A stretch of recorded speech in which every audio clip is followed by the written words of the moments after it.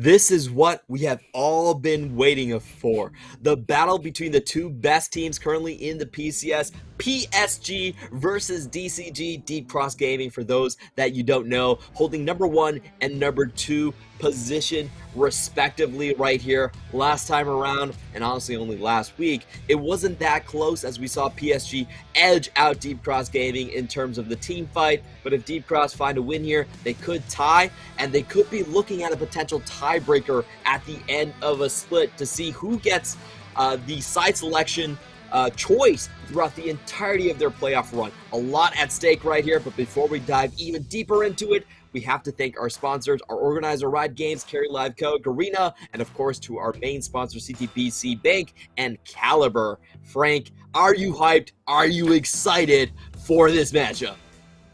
I am incredibly stoked because of not just the matchup itself, there's also so many consequences of this matchup, right? If DCG do take the loss here, it opens the door for Flying Oyster and J-Team, and maybe even Beyond Gaming to try and climb up that ladder and contest for that second position, because it's the top 2 slots seem pretty locked in PSG and DCG, but if DCG do take a loss, it opens the door for other teams to try and get that bye position.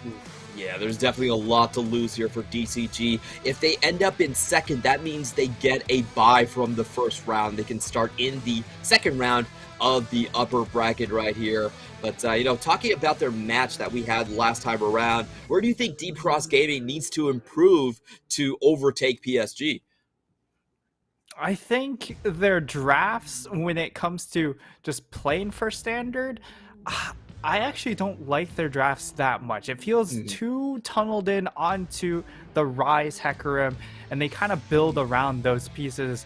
But as we get to see on their screen, the lineup for PSG, this time they're going to be on red side. We'll see how they prioritize those 2 picks in particular in the ban phase, because DCG have really put a lot of emphasis on that Rise.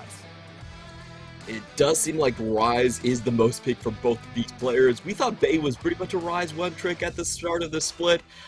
Between him and Juhan, Rise Lee Sin is kind of the most favorite combo when they're playing together. So we'll see who gets the Rise and what they can impact the map with that pick. I feel like both of these players do tend to roam around a lot. Bay showcasing a great Vex, and of course on the same time, Nesty, we have that Twisted Fate, and we also have that Bard.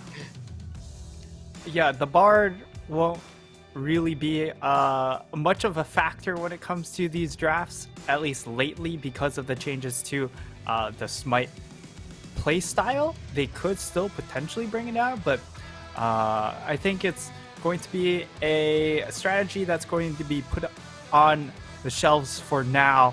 And yeah, the TF pick is the really interesting one coming in from Nesty. Of course, a pretty legacy player.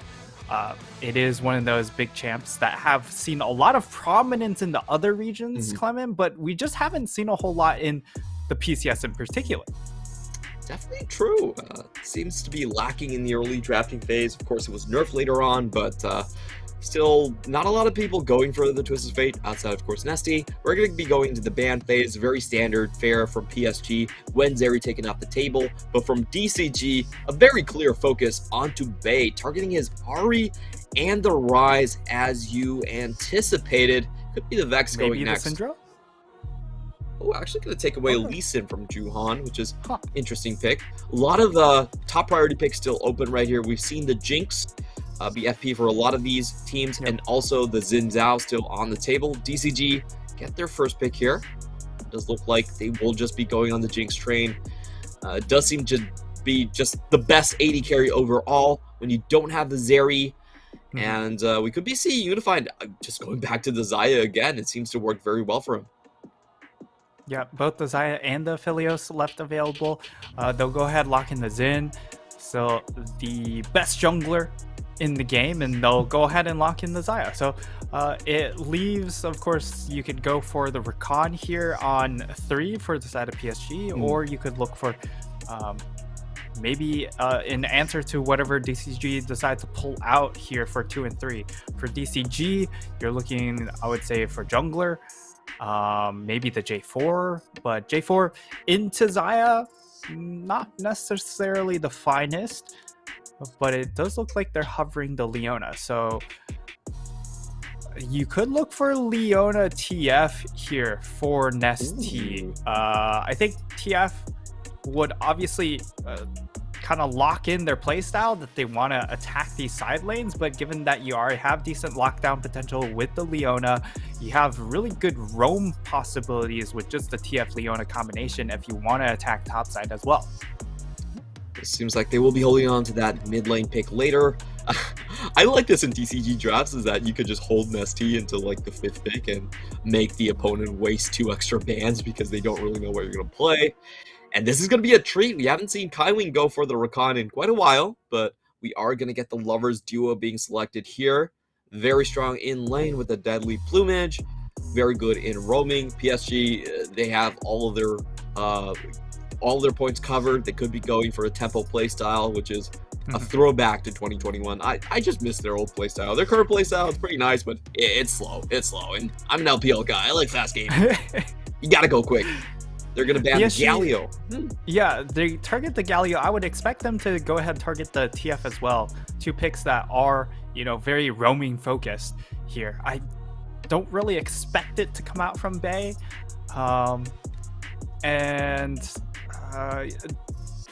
For the side of DCG, they've already banned away the Gnar. I would also expect them to ban away the Gangplank unless if they want to snag the Gangplank themselves here on their double pick. But Tryndamere comes off the table. It could also signal for PSG that they'll just go ahead, blind pick Gangplank, but no, Gangplank will get removed off the table here. So I think the pick here that's clear to me is, what do we do about this TF matchup? Do we have a counter pick into TF? Are we comfortable playing the Syndra into TF? Because Syndra into TF is a pretty good matchup for Syndra, but it's really just about attacking the map here, as DCG will, as expected, lock in the TF and they pair it up. The pairing is what's also going to be key, and they combine it with the Camille. This is such a fun composition here. Both teams going for a lot of pick potential. We have the Twisted Fate Leona combo like you were mentioning, and on the other side, PSG, here's the big pick. He said Syndra, but it seems like Bay has something different in mind here. Has played a couple Syndra games this split already. The Talia would be completely new. Twisted Fate, the Silas would be a counter that we have seen quite a bit at Worlds. Another kind of slow scaling pick coming out from Bay, and he does lock it in. A classic pick here, taking that Silas into the TF. But what is interesting about this PSG composition is that it is insanely low range. So this Trundle pick actually gets a whole lot of value depending on how some of these fights are set up. For PSG, it's going to come down to a lot to these dive setups and being able to really go on a moment's notice. They have a lot of speed to their engage with Xin, with Rakan, with the Silas ultimate being able to snag away the ultimatum or that global from TF. So the possibilities are certainly there. And for the side of DCG, it's clearly side lane focused because you have a TF. So it's about attacking the side lanes and getting either the Jinx or most likely the Camille ahead. Yeah, it does seem like they're going to rely a lot on Camille just dunking over Hanabi, and I just think that's kind of the missing ingredient to our split so far. We just haven't had people dunking on Hanabi, Ozzy has been on PSG, PK retired, and Lee Kai is sitting on the bench of Beyond Gaming, and it's just like, where is the dunking of Hanabi? That just hasn't been happening this split whatsoever. Yeah, our top lane talent has really condensed as far as the talent from last split coming in here.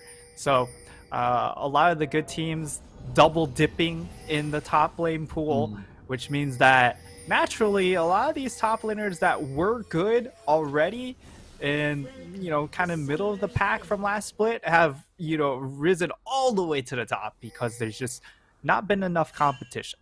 Leaky is definitely going to be one of them. He still holds the best laning stats in the league, and I think he's going to be a lot happier with this matchup. At least he's not going on the Malphite versus the Gnar. A couple things to notice here. Hana actually going to go for the lethal tempo. You know, usually we have seen Press the Attack be a little bit more favored on the Trundle, but what do you make of this one? I mean, I think it's both of them are very dual focused, right? Because the press and attack also adds a little bit of burst of damage, but I would say the lethal tempo even more so because you don't give that extra damage boost to everyone else that's also attacking the target. So I hope to see DCG really play this mid jungle 2v2 and really attack Juhan, because while Juhan has had a good read of the map, sometimes he can still get caught out. Actually, a lot of times he can still get caught out and punished on an individual basis. I will add a caveat to that. He usually gets caught out when they are massively ahead. So limit testing is what we will usually call that. He's having his for fun moments. Yeah, you have to have some of those, you know? You can't be a team like Invictus Gaming dominating your own region without having a couple of fun games, happy times here and there. Yeah. Just taking a look at the map right now. We do have DCG pushing in the first wave in the bottom side, and the jungle's going opposite directions right here. Lee kind of being left alone, while the Trundle does head for the bottom lane. And Nabi gonna hit level 2 early and just shove this in as is expected. Getting some good trading on the Leaky as well. 2 free shots across the minion wave. Good angling from Hanabi here. Another interesting thing that I just like to point out is the fact that Nesty, he's actually gone for the Ignite. So he has the Unsealed Spellbook, which will still give him access to that teleport, but he's actually focused the Ignite just to make sure he's able to still secure himself the ability to trade in this mid lane and perhaps deter all-ins coming in from Bay, because usually when you look at this Sylas TF matchup, if the Sylas does get onto TF doesn't have really a whole lot of course of action to get him off of himself. So I am interested in seeing how this approach will go for him, given that both of these mid laners have shown a tendency not to opt for big 1v1s, and I'm not sure if that's the approach to take against Bay in particular. Yeah, we'll see what he does with this one. He could definitely flex it into a lot of other summoners. Exhaust could be there for him as well. Find out later. In the meantime, we do have a scuttle split going into the direction of both junglers right here. And the bot lane might be pinched a little bit. Let's see if Hana tries to look for something here. No, just going to continue with his pathing on both sides on the map, playing very safe on the side without their jungler. And Bay having a great time in this lane. You know, usually you do see Sylas is getting punished just a little bit in the matchup, but not so for Bay. It's going to stay very happy here, and Nesty deciding to hold on to some of those minion dematerializers as we have Woody going in for the trade. Kaiwing gonna block out the zap, and they're gonna turn it around. Ignite goes down onto Woody. Heal has to come out. Kaiwing flashes in for the first blood kill, and now Kriskata is the one being sandwiched by these compositions. He turns around a lot of damage, but that is the straight 2-0 for PSG's bot lane. You just can't trade against early game Xayah right now. This champion is just so oppressive with the extra damage coming in from the Aerie, and DCG learned the hard way. Woody overextending himself, and now Nesty could come under fire as well. Juhan taking the back route. They land the stun. The crowd control goes down. Nesty forced to flash away, and PSG winning across the bottom side of the map there. I really want to get a replay of that trade. That was so well played by Kaiwing as we come in again and see how he just blocks these abilities. Yeah, nice little block there coming in from Kaiwing, eating that zap, and that actually makes a big difference, right? Because they almost get unified into kill range, and because of that extra reset, means that Unified's able to finish off the second kill as well. So a kill apiece for the bot lane duo. And that means we get to see Serrated Dirk and Tyr come out at 5.5 minutes. And once you hit that break point on the Xayah, this lane becomes very, very unfun to play as the Jinx. So, at this point for DCG, you're looking elsewhere. You're saying, hey, Woody, how fast can we attack that top lane? Because so far, it's not looking great to attack the bottom side.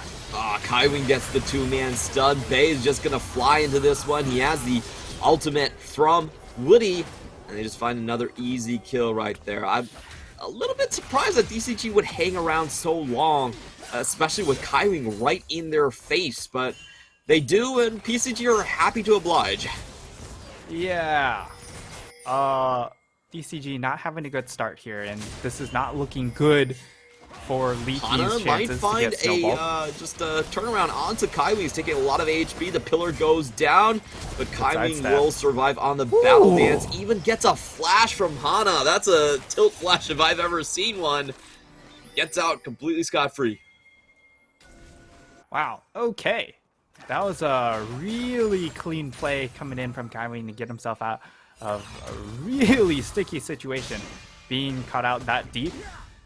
Able to make it out, and like PSG, they are out to a 1,500 gold lead. We'll see how fast they try to push this advantage, because last time around they were pretty patient. I mean, in general, PSG has been pretty patient in pushing tempo. They tend to look for either the second Herald or the second or third Dragon to really turn on the Jets and really shove their advantages. So I would expect to see the same, but if it were to come earlier, it would come on this first Herald, in my opinion. All right, we'll see if PSG do head there. I just can't get over Kaiwing.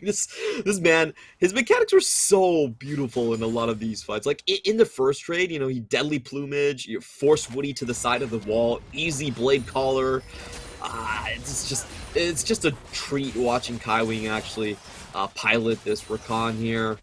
And as you mentioned, he does have a lot of ability to just leave the lane. We did see a very similar thing in our first game, and I hope we're not going to get a similar result. I do want our match between our top two teams to be a bit closer than what we've seen earlier on, but as our observers are here, I have to think that we are going to get a big trade happening sometime soon. We'll be just a straight up 2v2. In the meantime, DCG are going to preemptively start this Herald. Very interesting move. They want to take the 3v3 and get it into a win, because the bot lane certainly isn't going to do it by itself. Yeah, but the issue is, of course, Nesty on this TF is good at they find the stun onto Juhan. Gold card goes down. No damage just yet. Juhan ticking down. Will survive till now, and he gets the turnaround kill on Leaky. Stays alive until the Super Mega Death Rocket. That's going to be 2 kills over to PSG. They are rolling through this game. Oh, last time around, it was that second Rift Herald that spelled the doom for DCG. But this time around, it's the first Rift Herald that might spell their doom once more, as now PSG out to a 2k gold lead. And while the Rift Herald didn't go down, just getting those 3 additional kills, another one onto the Xayah is incredibly important. I mean, DCG, go for that play, just saying, hey, we need to force a play somewhere. But TF is one of those picks where you want to keep the map split up as much as possible, because you can always cheat priority. But the issue is, if everyone's kind of grouped up, like, Silas always wins that trade, for sure.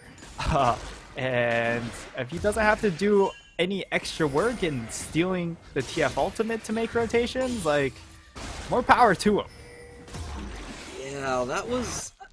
they had such a short window to actually make that play work, and to be honest, I feel like DCG nearly made it work. It was just Hana and his pillar was a couple pixels off. If he locked down Juhan, that would have been for sure just like a kill right off the bat, but yeah, didn't really work. A little bit closer. Yeah, they lose the kills, but they still hold on to the Herald at the very end, though at massive expense to their bot lane. So, not sure if this is worth it. Yeah, you look at this bot lane evaluation now, you're down 15 CS in the 80 carries. Yes, you were able to find 1 kill back for Cascada, and he does have double buffs to his name, but it's still 2 kills onto the Xayah, and also having now the additional move speed coming in from the boost of swiftness is going to make this champion even more difficult to lock down. So problems all around, but we'll see if DCG are able to make some sort of play up top side and perhaps get Leaky that solo tower, or if they just push bot lane and try and funnel a little bit more gold into the Cruscata, but it's not going to make up the difference is the real issue. We do have a double charge here being shared between Cruscata and the jungler, so at least 160 gold going his way. But then in the meantime, we just have PSG with so much more mobility into the bottom side of the map. We can see the deep wards being strung here. DCG trying to group together and look for a fight, but I'm not sure this is one that they can actually win. PSG are perfectly happy to just start this Drake right in front of their faces. Yeah, PSG will be able to secure this dragon really easily. It is a late dragon though, as True. It is 11.5 minutes into the game. So Dragon Soul won't necessarily be an issue for DCG to contend with. And now we're looking at a 3v3 down in this bottom lane. If they overextend from the side of PSG, it is still possible for a pick like Trundle to fully capitalize on any overextensions because of his ability to steal away stats and his ability to warp terrain with the pillar.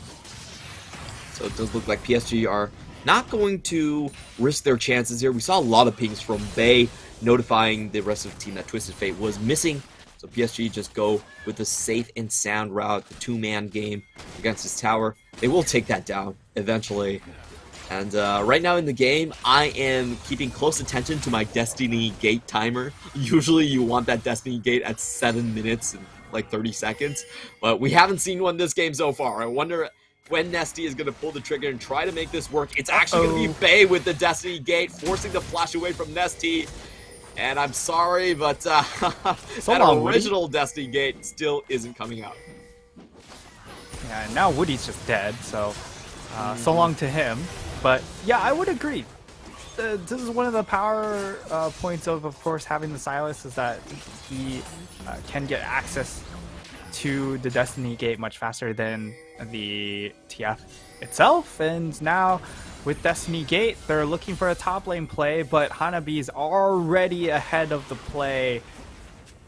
Can he get out though? Nabi still has his flash, so worst comes to worst, he can probably still try to flash it. And Nabi popping down the smoke screen, the ult comes down, flashes out. Oh, Kai Wing's too good. And in comes Kai Wing. Nesty does find the kill at the very end, but at what cost as Bay flies in across the Krug walls. He's going to take down one. Leaky has to flash out, and Bay does want blood. He sees red in his eyes. Leaky finds Unified around the corner. Oh, Woody's someone too he far wants out. to meet, and Woody has to flash out as well. Everyone flashing out, everyone just ditching the train, getting off the clown car, and it's a full escape from DCG. Oh, I feel like DCG, they really misunderstood their timing windows. I feel like they needed to attack top lane much earlier, and now that you have the completed Hullbreaker onto the Graves, he's just so much more difficult to take down. Again, remember, this is 12-4, so Hullbreaker did not experience its changes, so it's in full force of durability. Just look at how long it takes for them to get that kill.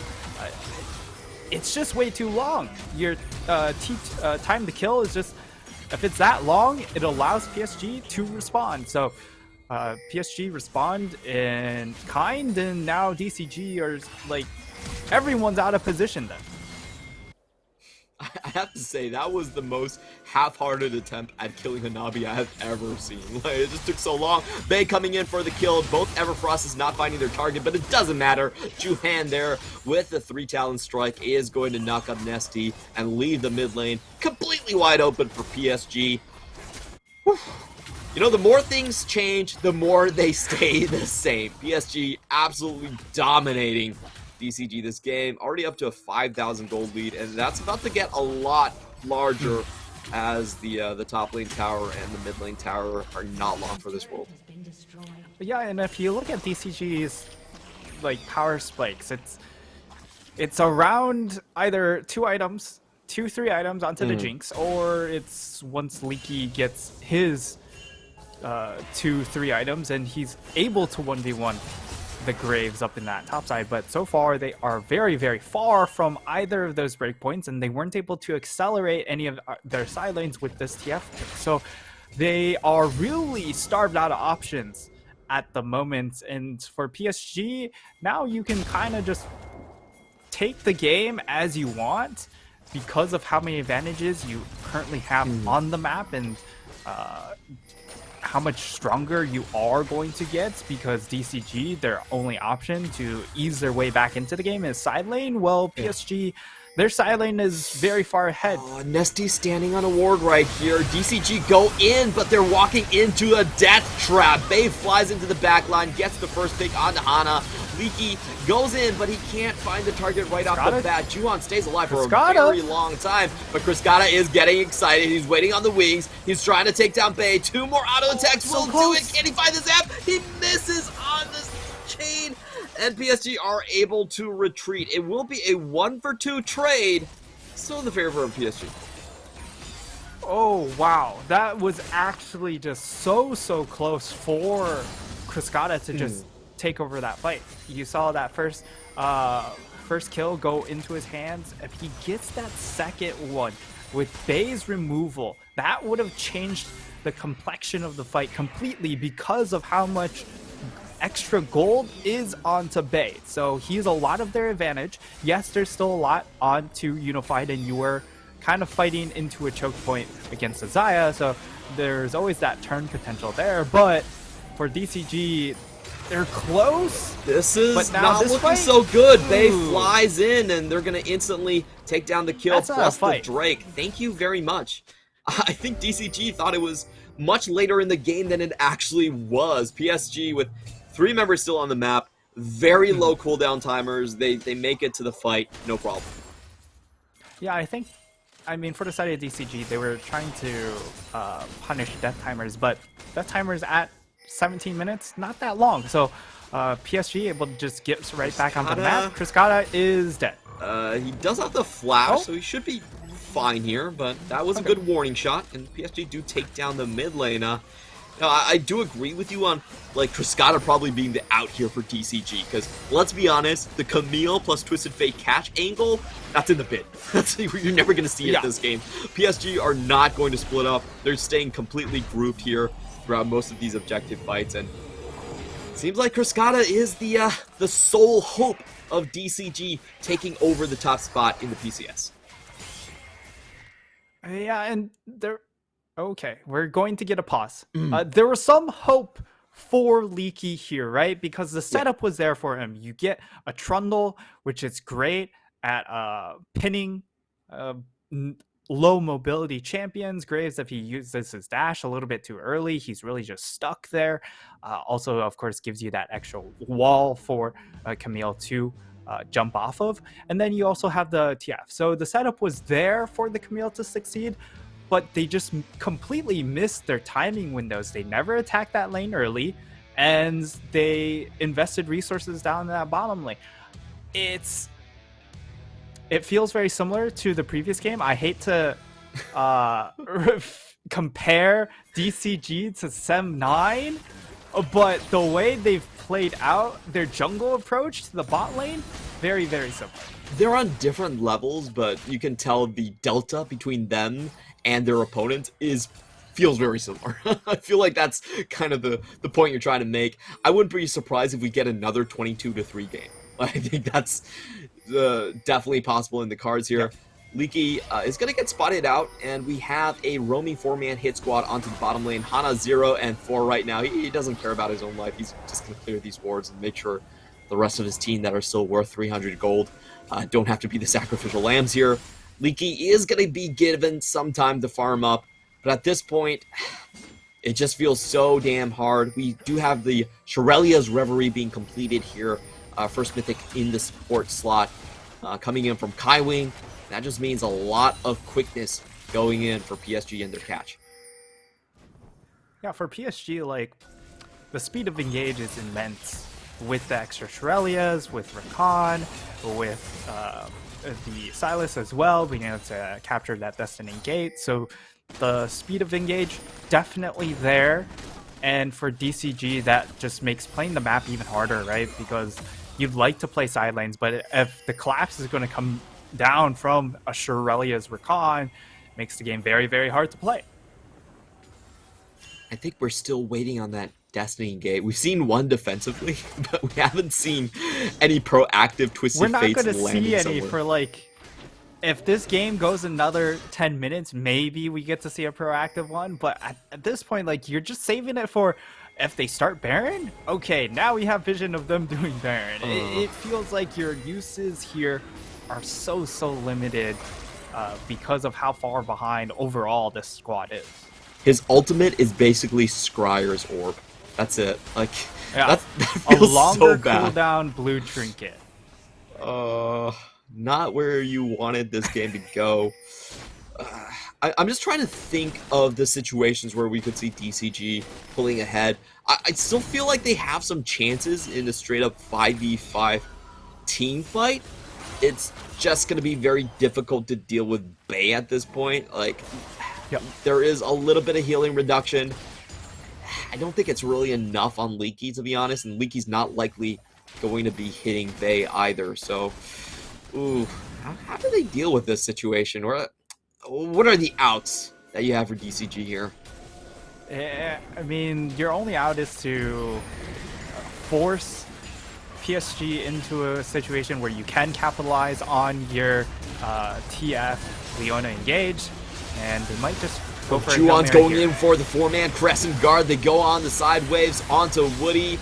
There's a lot of damage being traded back, and Nesty plus Cryscata are not getting targeted. That's the 2 kills. Leaky going in for the Hextech ultimatum. Nesty goes for the surround, and Cryscata still chasing. Stop auto-attacking the minions. Stop auto-attacking the minions. Go forward. What are you doing, Cryscata? Please. We see the slowdown onto Unified. Cryscata trying to heal up Bay with his Zanyas. Okay. He might survive right here. He goes down. That's the shutdown. Could be a Penta. Hana Quad? He has the shield up, tanking from Hana. Hana survives. And at the end of the day, DCG, they trade 1 for 3, I believe. A pretty good trade overall. But come on, Cryscata. You gotta go forward in those situations, man. Oh, they could have taken just a little bit more, but once that first reset, this is of course the Jinx potential. Even into the Xayah here is, I mean, it's such a beautiful engage though, coming in from Duhan, being able to get the split. I mean, that ult, really good, but again, this is kind of what we knocked him down for, is that sometimes when they're so far ahead, he goes for these really fancy plays that are a little bit excessive, and they get punished heavily in that situation. He auto-attacked 7 times against the minions in a ward. Why? Cryscata could have gotten so much more, but we are have another team fight. Cryscata, you gotta redeem yourself. Good flame choppers this time around. His flame choppers last time was also super good. He got Kaiwing and Juhan, allowing the double kill and the chase down for the 5v3. This time around, both sides, a lot of cooler heads do prevail here. They do back out. We're going to take a look at Cryscata's items. He's 4-1-1, almost going to his Infinity Edge, and PSG are not going to allow those 3 items to get online. They want to end the team fight here. They're setting up for a crucial big push. DCG are coming in. They catch out Kaiwing. Ultimate used by... Oh, no. Ultimate's still there by Hana. And PSG turn around. Looks like they don't want to fight just yet. Yeah, they do have mid priority though, so I think they should be able to secure this mid tower, get themselves that extra bounty gold, or Juhan might look for the engage. Bay is definitely looking for it. The ultimate goes down. They force a flash out of Cryscata, and that's the go button for PSG. Hanabi chasing them down, but they are still out of reach, at least for now. DCG still in a difficult position, but we've seen the punish capabilities, right? If the side of PSG do overextend in some of these situations and force a dive too hard, then you have to get past these flame chompers that will be able to split the team. You can also, of course, throw the Trundle Pillar. So if you line up the Trundle Pillar along with the flame chompers, you really get to cover the entire width of a lane. So very difficult for the side of PSG's frontliners to back off and engage. If they go in, they're pretty committed in that regard. It's just a factor of, well, Woody could also end up overextending in that same vein because he is Leona, and there's really not a whole lot of dive offered to along with him on the rest of the squad. So DCG does spot out the Baron take right here, and Kaiwing is in position. Most importantly, Bay might be coming from the back, and let's see if he can find the back line. They're going to start on Woody first. Woody goes down. Can't get in. There's not enough damage from DCG, and they can't force themselves through the ramp. Oh, Leaky will fly in onto Bay, though. Double Hextech ultimatums onto each other. PCG split up, giving DCG a great chance, and Bay goes down. DCG have found a potential fight. Kriskata hasn't been touched whatsoever. He's looking for his angle. They will hit mid priority, and once again, PSG, I don't know what they're really doing right here. Leaky flies in, finds a slow, but he could just be going down. What is happening with those engages? Collateral damage goes through, and DCG, they take it and they give it away. Oh my lord, Clement, this is a back and forth mid-game, but DCG are missing out on opportunities to really claw their way back, right? We're seeing them find ways back, but they're not getting the maximum out of these opportunities. They're really kind of just knocking out on the door rather than kicking the door down. Yeah, it does seem like, you know, there's 8 people trying to play one game, and that's a really good dodge on the side of DCG. And then you have Leaky and Bay just playing catch on the other side. It's just like, you want to throw the game? Well, I'll throw it back to you, buddy. Don't worry. So, at the end of the day, PSG still come up pretty big with the Baron. You know, let's not lose sight of the big picture over there. Yeah. Couple interesting tussles here and there, but PSG still managed to get that critical objective before the Infinity Edge gets online for Kriskata. Yeah, but that's the clear thing, right? You mentioned Infinity Edge. Well, Kriskata does have it built up now. And also, interestingly enough, for Bay, we actually see the Sylas pick up the Lich Bane. So opting for, okay, 1v1 power. Hextech ultimatum onto Kaiwing. He gets stunned out. The ultimate goes down. Okay. Is he? Okay, yes. Does fall down. Now they can turn. The tactical hit right here. Kriskata can't get in the fight, no front line in front of him. Can they actually execute this one? Good flame choppers does buy him time. And the chase is here. But Nesty actually teleporting very timidly onto the... Okay, I thought he would go a lot deeper than that one. No, he's not going to do so. And they are just fighting over this Drake. It is going to be a 5v4. The slow comes down. Pillar goes through. Juhan, if he can find the steal, will secure the Ocean Soul for PSG.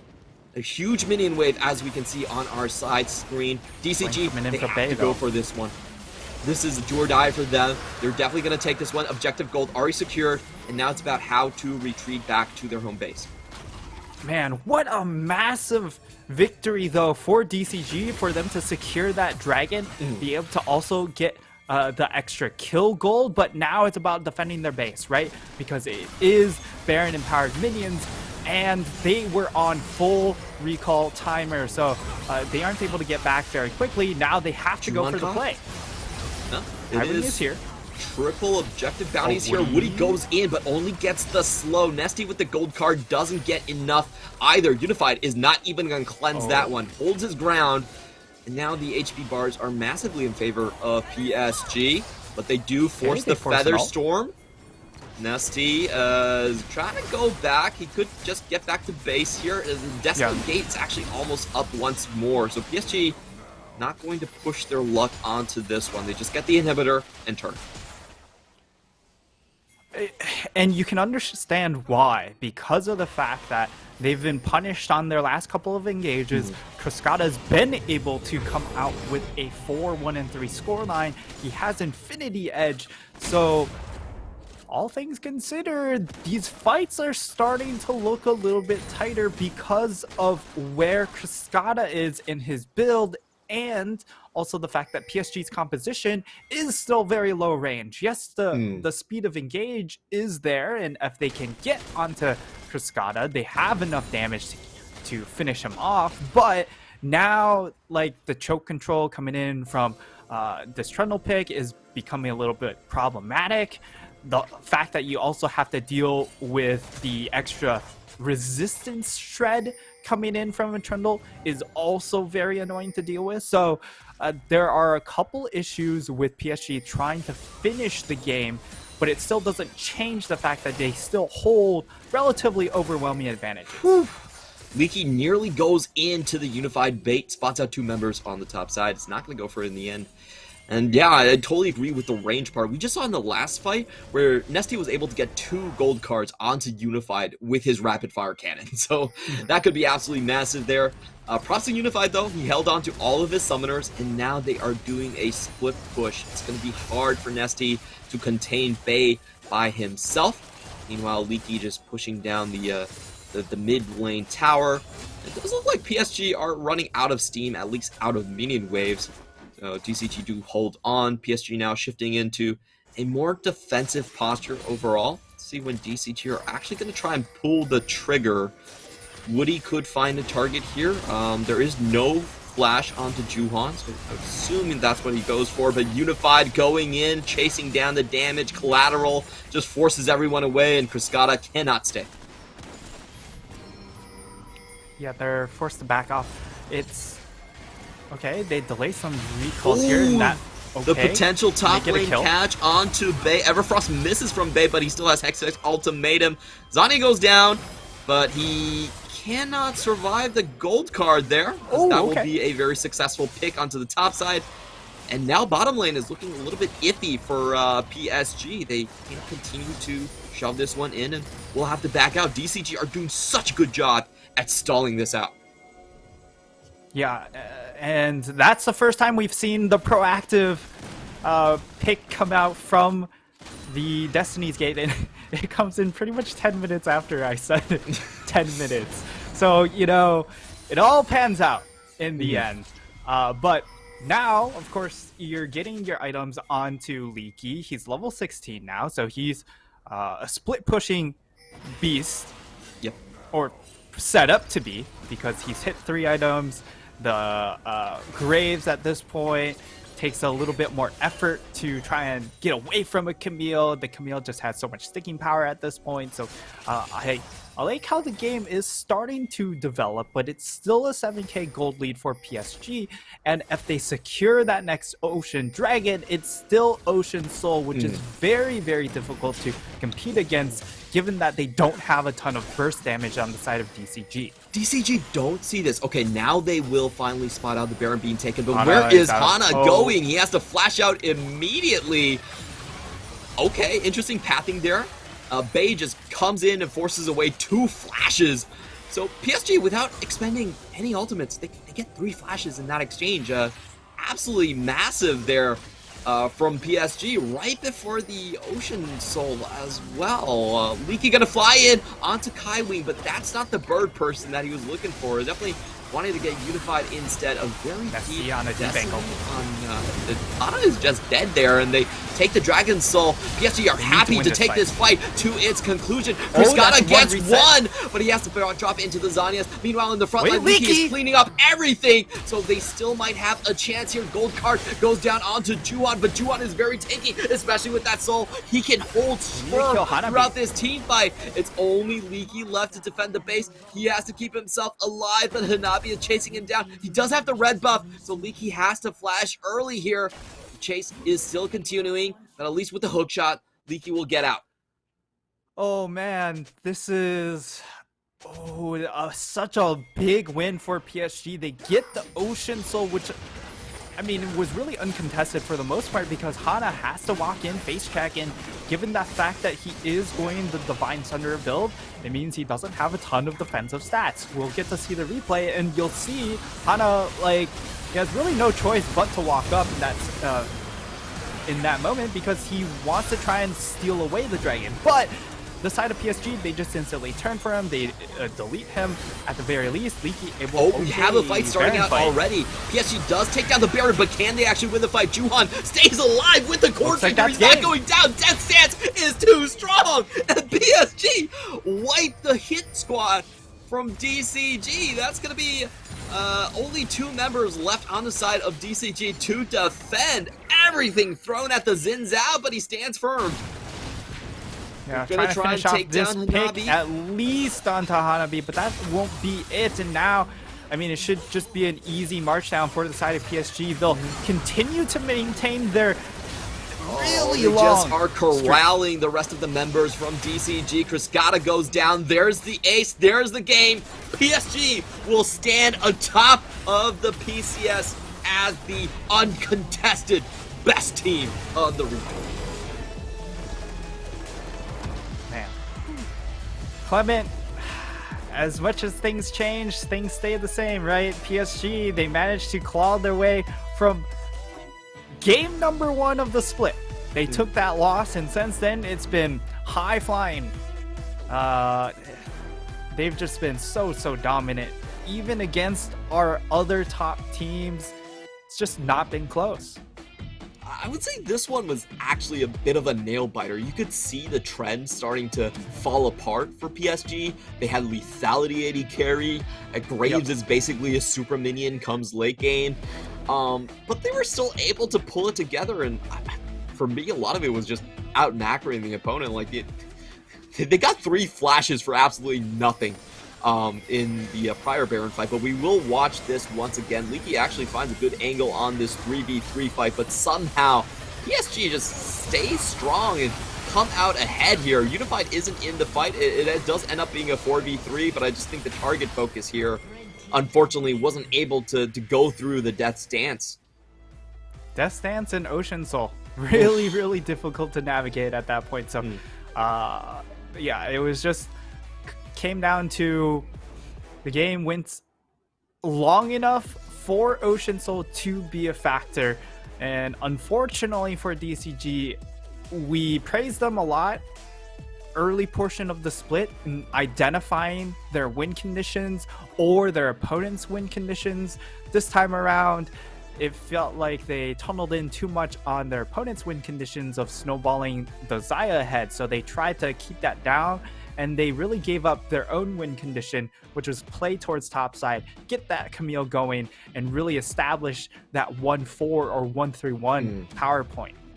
Well, it definitely was the way that you were supposed to play this one out, but as we mentioned, the bot lane went sideways a little bit too early for DCG, and I think that had a massive impact on their overall game plan. Just looking at this draft, though, what do you feel about PSG and their performance on this one? Because this is not something we usually see from them. It definitely feels like a throwback, but they played it very well. Yeah, taking the Sylas, I was, you know, a little bit skeptical about Bay's Sylas, but and of course Nesty, this was really just a perfect read of the situation in draft, right? You ban away the Galio, and you fully expect Nesty to play a roaming champion. That pretty much leaves up the TF, and Bay performed really well in the Sylas. So credit goes to him by taking this champion that is a little bit more, you know, mechanically intensive than some of the others he's brought out, and he really pushed the limits in lane against Nesty. Yeah, we are taking a look at the damage graphs right here. Even though there were some roller coaster moments for PSG, they were still very much in a secure lead throughout most of the game. Yes. I feel like there was one team fight where DCG could have clawed a lot more back. Yes. Where they got the 5v3 engage, but somehow they didn't finish off any kills. And I'll be honest, I just felt like so baffled by Kriskata just not going forward like the rest of the team is going forward. He auto-attacked 7 times on the minions when he didn't even have lifesteal. I was just looking at that, I was going like, what are you doing, man? But the MVP will go to Kaiwi. Great early level.